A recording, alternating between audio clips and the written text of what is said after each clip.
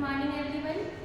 आज हम लोग देखेंगे टाइप्स ऑफ सेंटेंस जो कि स्ट्रक्चर के अनुसार है। तो मैंने कल का क्लास मतलब प्रीवियस क्लास में बता दिया था कि सेंटेंस के और भी काइंड्स होते हैं जो कि पर्पस के अनुसार था। तो इस चैप्टर में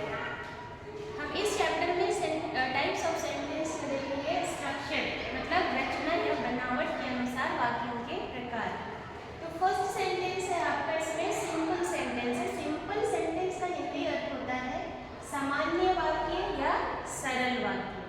तो सबसे पहले यहाँ पे जैसे कि कहा गया है स्ट्रक्चर, तो सेंटेंस की बनावट। तो कुछ सेंटेंस जो होते हैं वो छोटे होते हैं। जब हम लोअर क्लास में पढ़ते हैं तो हमें छोटे छोटे सेंटेंस मिलते हैं, हम लोग छोटे छोटे सेंटेंस फॉर्म करना सीखते हैं। लेकिन जब जैसे जैसे हमारा क्लास बड़ा हो जाता है होते जाता है तो हम लोग सेंटेंस का जो स्ट्रक्चर होता है वो बहुत बड़े बड़े होते हैं। जैसे कि सेंटेंस जब अंत होता है तो हिंदी सेंटेंस अंत होता है तो हमें फुल स्टॉप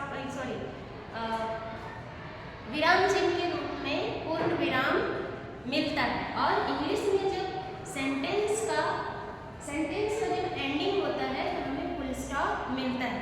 और अब हम जैसे अपर क्लास में चढ़ने लगते हैं हम देखते हैं कि सेंटेंस का जो स्ट्रक्चर है वो काफ़ी लंबे होते हैं, थोड़ा सा जटिल भी होता है। तो वैसे भी हमें फुल स्टॉप बहुत ही बाद में मिलता है।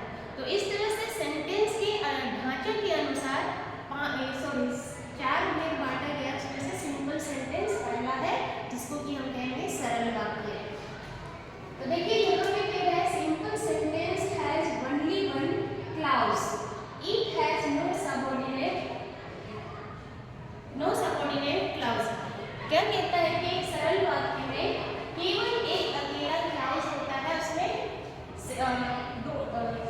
सबऑर्डिनेट क्लाउज नहीं होते हैं। तो यहाँ पे जैसे कि कहा है कि सिंपल सेंटेंस के लिए सिर्फ एक अकेला मेन क्लाउज चाहिए, कोई सबऑर्डिनेट नहीं चाहिए। तो इससे पहले हमको मेन क्लाउज और सबऑर्डिनेट क्लाउज को जानना पड़ेगा, तभी हम आगे simple sentence, compound sentence, complex sentence या कंपाउंड कॉम्प्लेक्स सेंटेंस को समझ पाएंगे। तो चलिए हम लोग सबसे पहले देखते हैं कि क्लाउज किसे कहते हैं। मैंने क्लाउज के बारे में भी ऑलरेडी पिछली क्लास में बता चुकी हूँ, फिर भी मैं ये रिवाइज कर देती हूँ। देखिए क्लाउज का हिंदी अर्थ होता है उपवाक्य। अब ये उसका जो डेफिनेशन कहता है a group of words that contains a verb and its subject is called clause. Yet it does not constitute a complete sentence but form of it. तो कहता है कि यहाँ पे a group of words मतलब शब्दों का समूह है ना।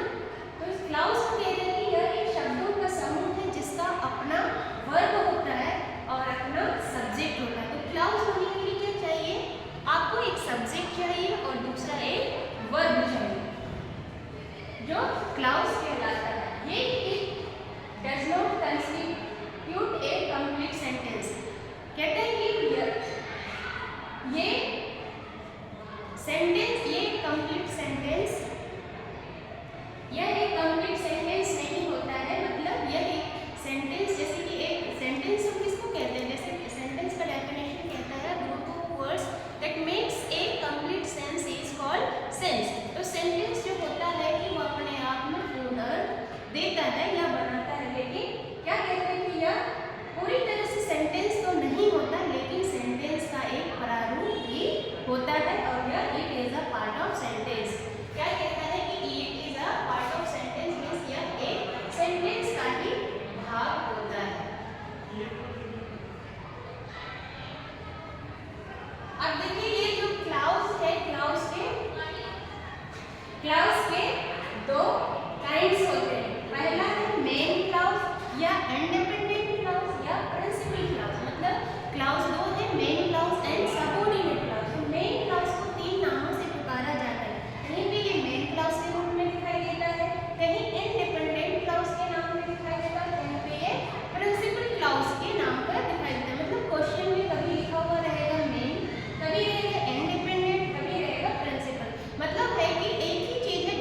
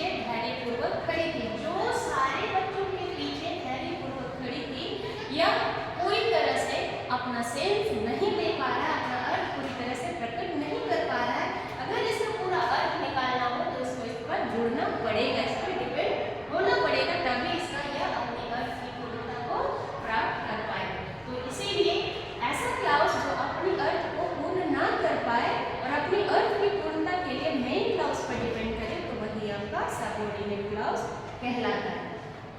तो main clause and subordinate clause आपको क्लियर हो गया होगा। उसमें से मैं कुछ और ऐड कर देती हूँ। तो देखिए यहाँ पे कह रहे हैं कि सबऑर्डिनेट मेन क्लाउज को अगर हम पहचान लेते हैं तो सबऑर्डिनेट क्लाउज को पहचानना बहुत ही आसान होता है। तो सबऑर्डिनेट क्लाउज हमेशा कुछ कंजंक्शन के साथ स्टार्ट होते हैं, जैसे हो गया that, if, whether, as if, as soon as, till, until, unless,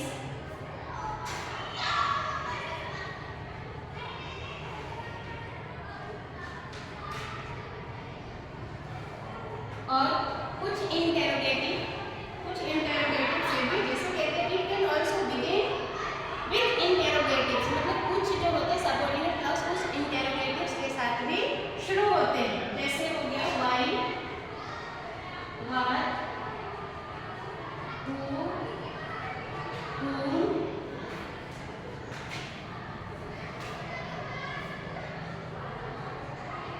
मतलब बहुत सारे इंटेरोगेटिव्स है, व्हेनेवर, व्हाटएवर, इस तरह से। मतलब मेन क्लाउज अगर ना समझ में आए तो सबऑर्डिनेट को क्लियर कर रहे हैं कि सबऑर्डिनेट क्लाउज हमेशा कंजंक्शन से शुरू होता है। तो मैंने यहाँ पे बता दिया है कि बहुत सारे कंजंक्शन है, जैसे दैट है, इफ है, वेदर है, एज इफ है, एज सून एज है, टिल है, अनटिल है, बिकॉज है, व्हाइल है, ये सारी चीज आपको सबऑर्डिनेट कंजंक्शन मतलब सबऑर्डिनेट कंजंक्शन है, मतलब कंजंक्शन है। और जहाँ पर ये जो सबऑर्डिनेट क्लाउज है अगर इन सारे वर्ड से शुरू होते हैं तो सारे के सारे क्लाउजेज आपके सबऑर्डिनेट क्लाउज कहलाते हैं। सबऑर्डिनेट क्लाउज के लिए कुछ इंटेरोगेटिव वर्ड्स भी है जिससे शुरू होता है, जैसे आपका हो गया what, where, why, when, how. तो ये सारे इंटेरोगेटिव्स है। इंटेरोगेटिव्स का इस्तेमाल हमेशा क्वेश्चन बनाने के लिए, इंटेरोगेटिव सेंटेंस बनाने के लिए किया जाता है। लेकिन यदि सेंटेंस में अगर वह इंटेरोगेटिव मतलब काम नहीं किया है, क्वेश्चन का काम नहीं किया है, तो वहाँ पे फुल स्टॉप रहेगा। फुल स्टॉप है तो मतलब यह इंटेरोगेटिव सेंटेंस हो, सॉरी सबऑर्डिनेट क्लाउज होगा। यदि कोई भी इंटेरोगेटिव वर्ड्स है जिसका अंत क्वेश्चन मार्क से होता है तो वो क्वेश्चन का काम किया। तो इस तरह से आप मेन क्लाउज और सबऑर्डिनेट क्लाउज को पहचान पाएंगे। तो हमारा यहाँ पे मेन टॉपिक है कि हमें सिंपल सेंटेंस को समझना है। तो जैसे कि यहाँ पे सिंपल सेंटेंस क्या कहता है, ये simple sentences has only one clause, it has no subordinates. तो कहता है कि सिंपल सेंटेंस में केवल एक अकेला मेन क्लाउज होगा, इसमें कोई सबऑर्डिनेट्स नहीं होंगे।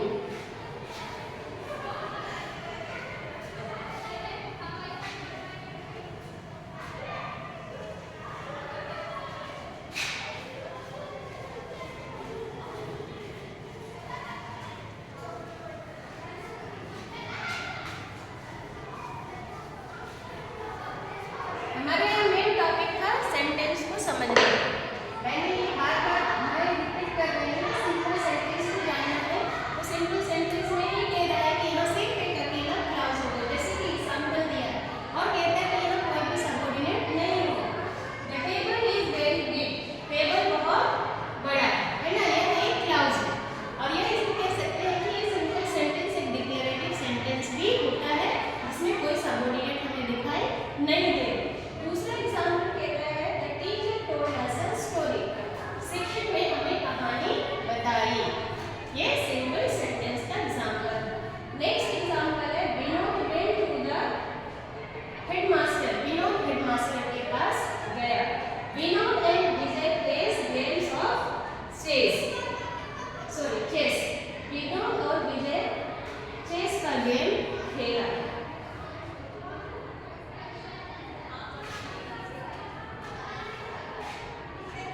नेक्स्ट है द डॉग बार्क्स, कुत्ते भौंकते हैं। तो कुत्ता भौंकता है। तो ये सारे के सारे सेंटेंस आपके सिंपल सेंटेंस है। तो सिंपल सेंटेंस में यही कहा गया है कि वहाँ एक केवल मेन क्लाउज होगा या एक डिक्लेरेटिव सेंटेंस होगा जिसमें कोई सबऑर्डिनेट नहीं होगा। ये मेरे ख्याल से आपको क्लियर हो गया होगा। नेक्स्ट क्लास में हम लोग next type of sentence compound sentence